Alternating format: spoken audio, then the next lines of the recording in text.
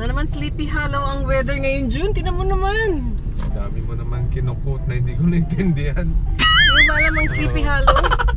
Sleepy Hollow. Hindi ka na nanonood ng mga movies.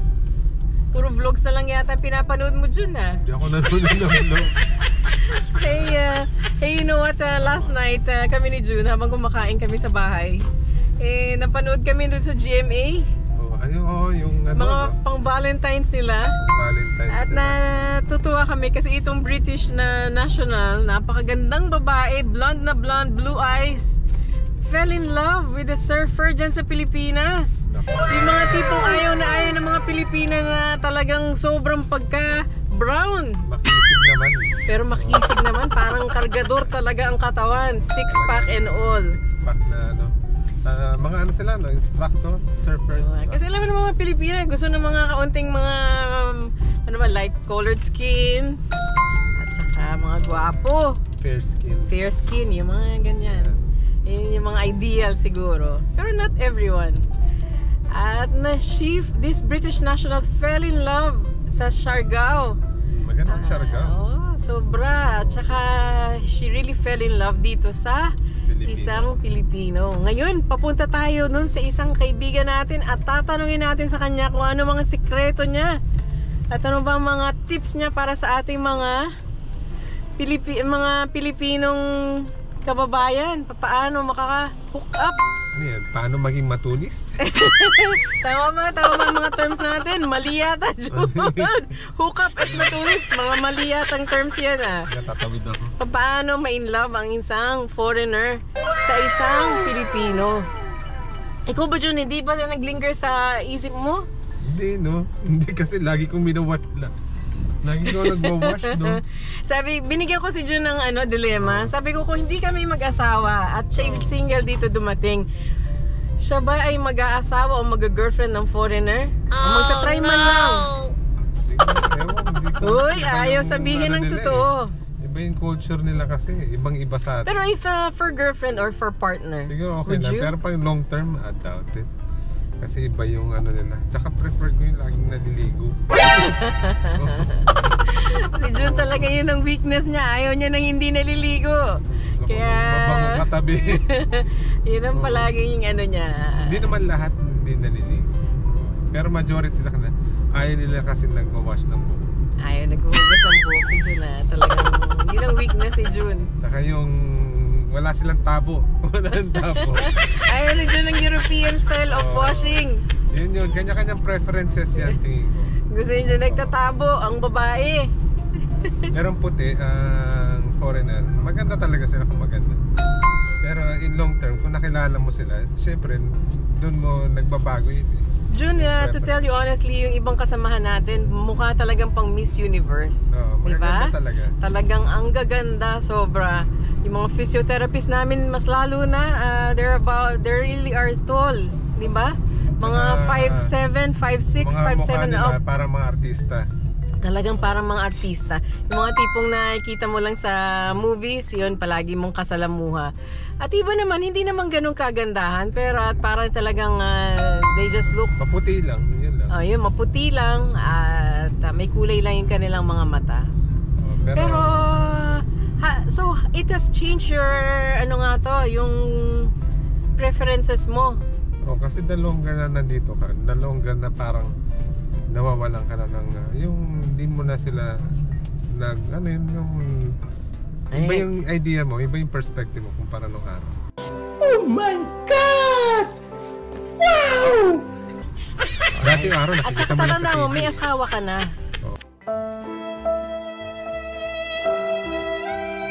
Oo naman. Kasi kung wala kang asawa. Ayun nga, kung wala kang asawa. Tingin ko, Pilipino pa rin yung magiging ano. Preference mo. As long as naliligo, di ba?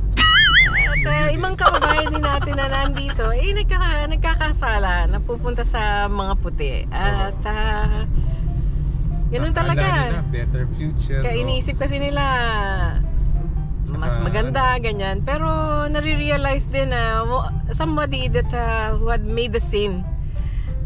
Sabi ko, tinanong ko siya, I asked him, ano ba yung mga perks at saka yung mga pros and cons. Advantages, disadvantages. So sabi niya, una, ang sarap-sarap kasi talagang parang panaginip lang, sabi niya sa akin, na magkaroon ako ng girlfriend o side chick na puti. Foreigner. Foreigner. Pero kinalaunan, ang gastos pala. Kasi palaging gusto kumakain sa labas. At ayaw magluto sa bahay. Yun naman, yun ang nangyari, personal experience niya. At kinalaunan naman na siya na may bumalik din sa kanyang pamilya. At siya'y tinanggap ng kanyang misis. That is something that takes a lot sa babae to accept somebody like that. Vlogger, no? Babae at saka lalaki nagkakasala dito. Si pambansang Kolokoy, nag-ano pa tayo. Ayun ka, ganun talaga. Pero we'll ask this kababayan of ours, what are the secrets at what are the pros and cons of having a foreign partner, girlfriend, Wife. at saka wife. Kasi ito na-experience niya lahat. Sobrang daming babae nito. Prior to settling down.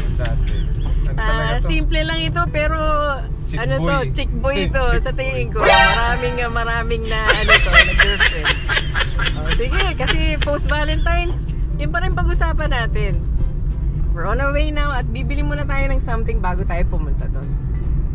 Nagmamadali kami maghanap ng pampasalubong. Ito, peanut butter, tsaka itlog. Siyempre, nagje-jete itong kaibigan natin at naghahanap din tayo ng pangregalo. Sige.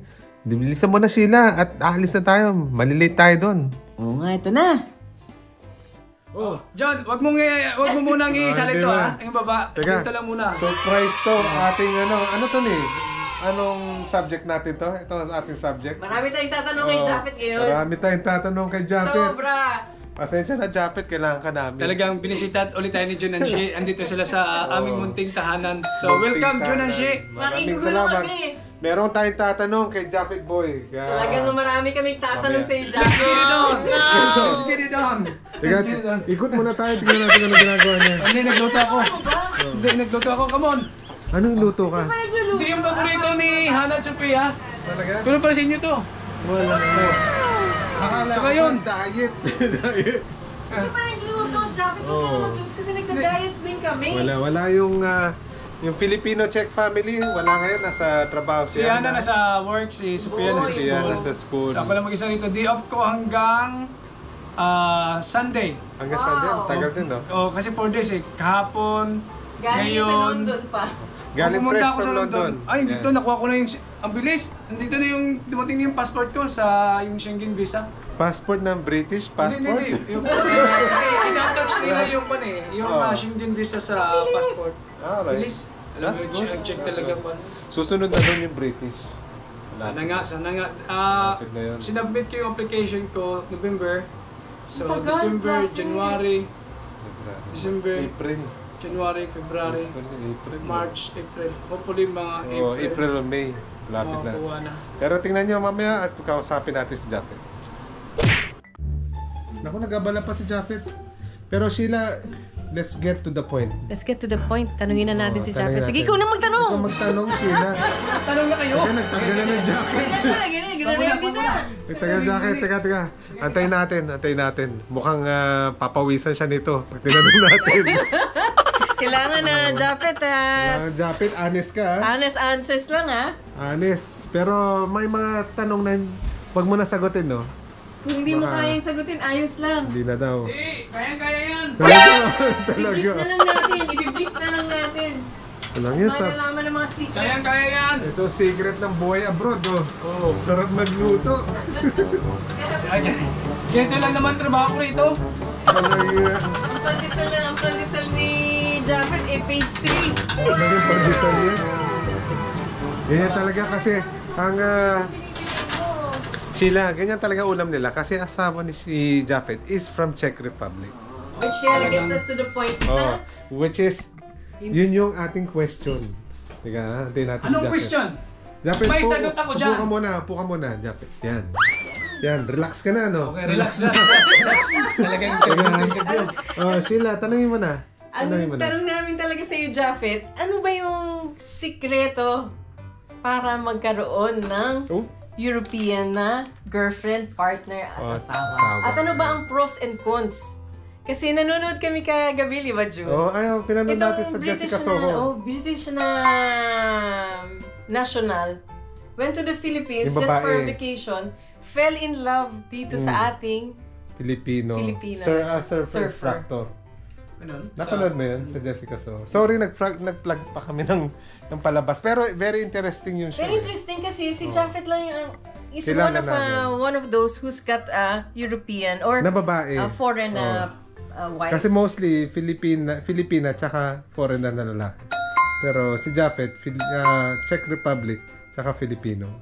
So Japheth, sorry. Pwede hindi mo Nung nasa cruise ship ako, sinasabi ko talaga sa mga binata, sabi ko ito yung chance nyo na makapag-asawa ng European or American or Australian or Canadian. Dito sa cruise ship. Sa barko yun. Sa barko yun. So Kasi, multinational talaga. mga 60, 70 nationalities all in all eh. So, Kaya lang, Pilipino mahihain. pero ang first impression, siyempre foreigner, no? Makikita mo, nabighani ka ba kagad? Lahat naman sila nabibigyan ako eh. Nagkaganda eh. Walang pinipili. Maganda, makumili ka na lang. Pero Japheth, before Hannah, na-in-love ka rin at nagkaroon Meron ka iba, rin. okay. Oh. Meron akong ibang girlfriend. Nagkaroon ako ng girlfriend na Irish, Romanian, Latvian.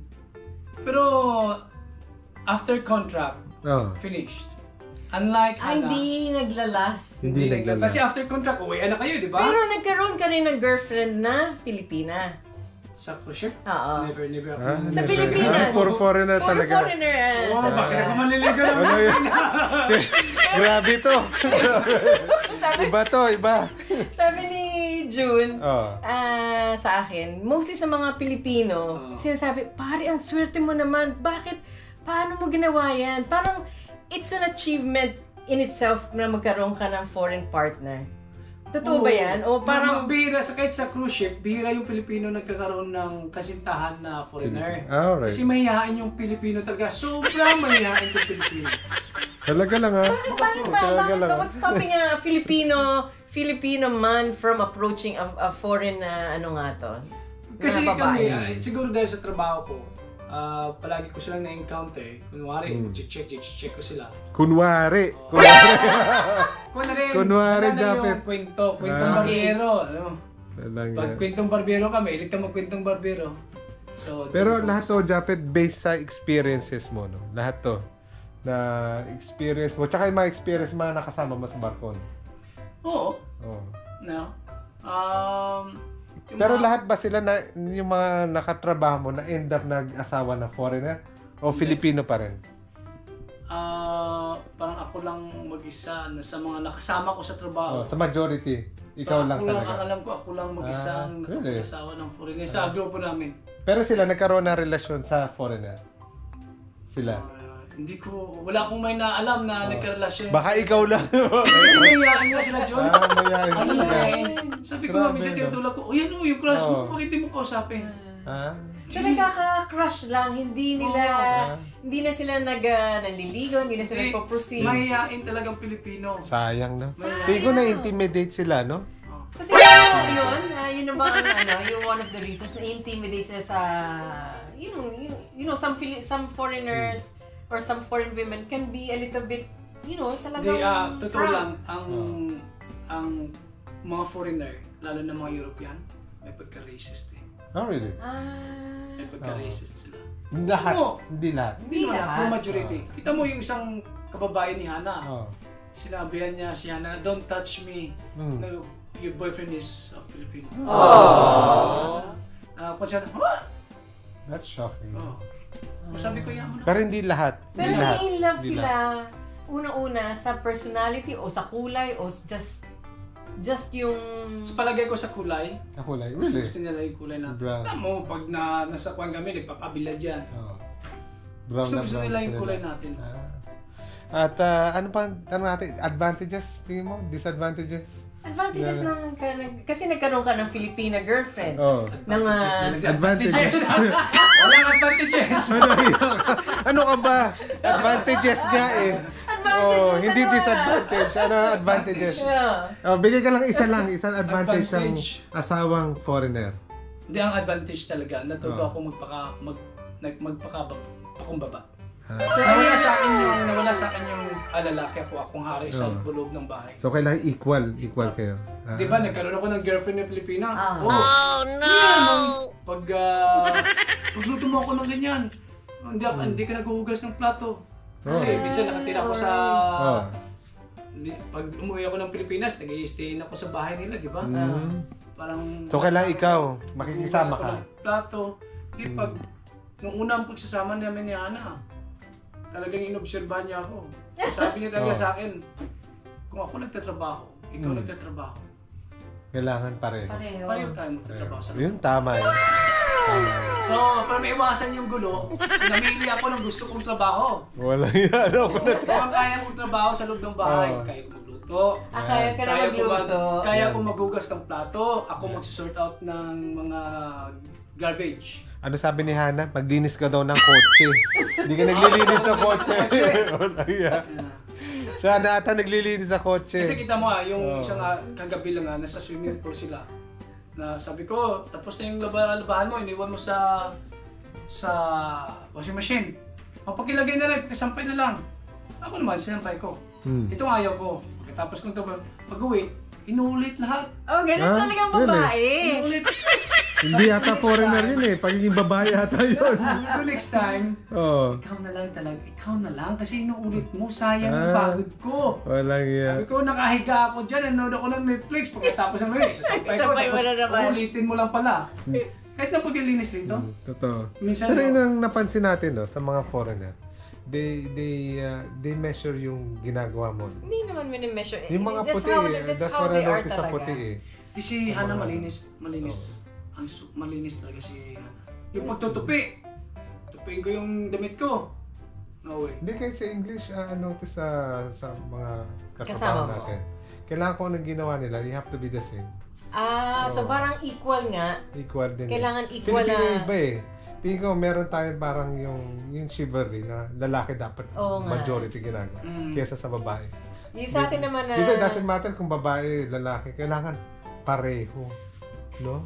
Sa foreigner, natutunan ko talaga magpakumbaba. Otherwise, gulo talaga. Pero Japheth, was it daunting at the beginning? Kasi inisip mo, oh my God, everyday ako mag-i-English. Yung culture, no? Yun, Siyempre. doon na yung disadvantage tingin ko dati. Tingin mo, Yung language. Ang English naman namin ni Hana, English Carabao, di ba? Kikita, naririnig nyo naman ako mag-English, English Carabao talaga. Yung English Carabao fluent nga eh. Ganun din siya na, parang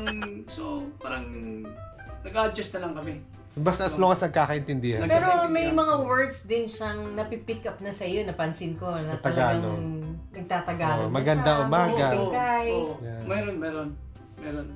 Tapos, ang isa pa nito, yung pag magsalita kami, pag hindi, alam niyo man ako, Bisaya ko, di ba? Oh. Yung O, ginagawa kong U. Yung U, ginagawa kong O. Yung I, ginagawa kong I. Yung I, ginagawa kong I. So, minsan hindi niya ako naiintindihan. Tapos, Yung pronunciation. tapos kinukorek niya ako. Kumbaga sa Filipino, siya ay Irish, Scottish. Yung pag-pronounce ko ng Benz, Mercedes-Benz. Mercedes-Benz. Ano ba, Benz? Mercedes-Benz. Yeah. Ganun, ginakorek niya ako kasi pag Bisaya ka talaga, hindi naman lahat ng Bisaya, may mga Bisaya talaga na magaling mag-pronounce. Ako, Magaling ang Diyan- Bisaya sa English eh. Magaling. diyan ako malabo mag pronunciation na yan. Pero ang foreign thing ko, pag it doesn't matter kahit gaano kahirap mag-English, as long as naintindihan ka nila eh. Pag naintindihan ka nila, okay na Naintindihan yan. ka nila. Pero Japheth, sa akin yung thinking ko, palaging foreign man marrying Filipina women, iniisip nila for better future ganyan. Kayo ba nag-isip ba kayo ni Hana when you first got together? Oh, baka may pera, may pera siya kaysa sa akin. Tapos binibiro ko nga si Hana, sabi ko lahat ng mga passport bro sa Pilipinas. Passport bro. Yeah. Pumunta sa Pilipinas kasi inalagaan nila yung Pilipina. Kaya ako nag-asawa ng Purina, akala ko mayaman ka. Hindi, Purina ka nga sabi ko, Walang puti yan, ka. walang yan. Akala ko mayaman ka. Hindi na, pero alam niya na, nabiro ko yun. Grabe. Mga kababayan, may nakaahon na naman tayo. Kabayan ditong Pilipino. Maraming salamat, Diyos. Binibiro ko palagi siya na gano'n. Akala ko talaga mayaman ka kasi puti ka eh. Foreigner ka eh. Pero hindi lahat ng foreigner may kaya. Yun eh. Hindi, mas mahirap na sila sa atin. Hindi lahat. Pero yun yung ano natin, yung pagkakaintindi. Kala mo pag puti no, may kaya, mayaman ka galing foreign Oh, country. yun ang iniisip ko dati idea, nung mentality. bago ako makapag-abroad na lahat ng foreigner ang mayaman, maraming pera. Tingin ko yun, dahil nakakapanood tayo ng ano yun, yung mga pelikula sa TV na nakikita natin puti, ang gaganda ng mga gamit, may kaya. Tsaka Ay, akala ko nga talaga lahat ng foreigner mayaman eh. yun na nga. Pagsampa ko sa barko, doon ko nalaman na... Hindi pala. Sa akin. Pero napansin ko rin pala sa foreigner, no, they don't think about yung brand. Unlike sa Hindi Pilipino. Ay, Hindi sila brand Hindi conscious. sila brand conscious. Kasi tinatanong ako ng isang kasamahan ko, bakit yung mga Filipino, they seem to like yung mga branded things. Maski isang branded na item, gusto Drip nila lang, no? magkaroon. Calvin Klein. Si Hana, yung madamit ni Hana. Kuwan yan eh. Mga yung mga Sainsbury. 5 pounds sa online. Pero mo? Oh, 5 pounds, 7 pounds sa online. Hindi ko wala sa brand yun. Nasa nagsusot yun eh. Nagsusot lang. Pero ano, ano natin, i-recap na lahat at conclude na natin ang ating tanong kay Mr. Jacket Boy. So sa tingin mo, Japheth, tama ba yung sinasabi ng mga Filipino na napakaswerte mo? Is it just luck na nagkaroon ka ng foreign na girlfriend, nag-foreign na, or just because you are talagang extraordinary? Hindi. Walang extraordinary. Hindi, ako na ako yung kumbaga tinadhana talaga. Tinadhana? Blessed daw siya, Kasi alam mo bakit tinadhana? Kasi yung una kong naging girlfriend, pagkatapos ng contract, wala na, nagkakalimutan na. Email na lang, yung sulatan sa email, pero hindi talaga sila yung susunod sa'yo. Tsaka si Hana is Si Hana really very talaga, down to pag earth, nung nasa Pilipinas ako, o anong next mo na barko, sinasabi ko sa kanya, lilipad na yan. Na-in love talaga siya sa iyo. Na-in-love talaga. Tapos, nung ginawa niya yung 2 times, sabi ko, ito na, dali na si Japheth Boy. Asawa na to. No! At tingin ko, ano talaga si Hana is may dugong Filipino. Family oriented, tsaka religious. Si Hana Down to earth talaga. talaga si Hana when you see her. You will, pag napa yung si Hana, magugustuhan niyo si Hana talaga. Panoorin niyo yung mga vlog nila, Filipino Check Family. Hindi si Hana. Makikita niyo si Hana na talagang umaano sa mga Filipino na So finally, pagkain at mga language, no? Finally, Japheth, tips para sa ating mga Tips sa mga Filipino nag-aspire. kababayan natin, mga lalaki. Huwag kayong mahiya mag-approach sa mga foreigner. Gusto nila tayong kausap. Yun. Does money does money matters? No. Yung itsura, kailangan pagwapo. Hindi. Basta Wala yan. proud ka lang. Wala yan. Pag lalo kang pangit, lalo kang magugustuhan. Wala yan. Totoo yun. At naka-inspire lang kasi foreign people na nagkakagusto sa Filipino. Yan Totoo yung yan. palaging advice ko Totoo sa yan. mga Pilipino kahit sa mga kasama ko dati. Binata ka, may nagustuhan, kaya approach mo. Ayun, Ako hindi ako totoo yan. mayayain eh. Saka walang mawawala. Kahihiyan lang. Kahihiyan. Hindi ako mayayain pag mag-approach sa mga ganyan. Hindi ako mayayain. Iba talaga. Siguro Ayun. kasi ayaw yung ibang lalaki, they don't want to be yung parang mabasted. Ang tawag doon? Hindi kasi may... Busted. Hindi, yung nalaman ko to eh, kinuwento ko eh. Ano yun? Kasi nung nagkaroon ako ng Irish na kasintahan, mayroon din ay isang Pilipino at mayroon din isang Irish na parang nagkakagustuhan. Kaya lang yung Pilipino nahihirapan intindihin yung Irish. Paano? Dahil language. Hindi Barrier makapag-English. language. Dahil yung accent, no? Oo, alam mo naman yung Irish, pag nakakausap yung Irish, mahirap yung talaga. accent. Ako kahit nahirap ako intindihin siya, bahala na to. Totoo. Kasi kung nagkakagustuhan naman kayo, kung may paraan, di ba? May gusto, may paraan. Talaga. Yun eh. Kahit sa cruise ship, ganun. Ganun ang mga pangyayari. Pero yun na. At maraming salamat, Mr. Jacket Boy. Okay na tayo dyan, balita mo na. Merienda daw, nagda-diet nga eh. Dahil try kaming mag-lose weight eh. Maraming salamat sa pagsagot sa aming tanong. Please subscribe kay Jun and Shay channel. Tapos, Tsaka si Hana, panoorin nyo. Lagi natin dito yung video nila. Yung ano nila. Pinkay. Yan, si Pinkay. At makita nyo yung bunga ng kanilang pag-ibigan. Yan, maraming salamat. Bye-bye. Thanks. See?